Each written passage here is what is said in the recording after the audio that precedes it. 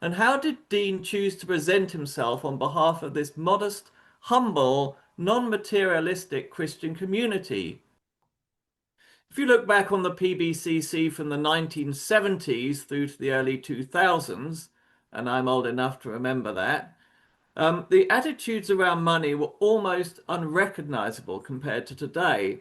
Back then, the whole idea was to live simply, with genuine unworldliness. Wealthier families kept things low key so that when everyone rotated through each other's houses for Sunday dinner, which happened every single week, nobody felt embarrassed because their house wasn't a freshly staged display home. No one, rich or poor, was serving wine with Lord's Day dinner. The extreme peer pressure to create an ostentatious display of wealth and designer brands simply didn't exist. Then Bruce Hales took over in the early 2000s, and by a slow but relentless process of frog boiling, social snobbery, greed, and ostentatious wealth infected, corrupted, and eventually entirely took over this community of genuinely unworldly Christians. What began as a cultural drift turned into a full-blown prosperity gospel makeover. Wealth isn't just allowed now, it's sacred.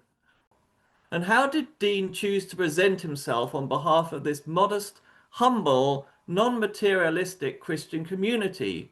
By wearing Louis Vuitton LV driver moccasins, the brown monogram with orange ones, retailing for 3,285 Australian dollars, covered head to toe in giant LV logos, because nothing says we're just simple Christians quite like wearing the kind of shoes Jeffrey Epstein would wear to a Mar-a-Lago ball. The same group that once preached against worldliness now sends its leadership into the media wearing $3,000 luxury footwear as though this is all part of God's original plan. It's something you aspire to, celebrate, and display as proof that God Himself is basically your personal financial planner.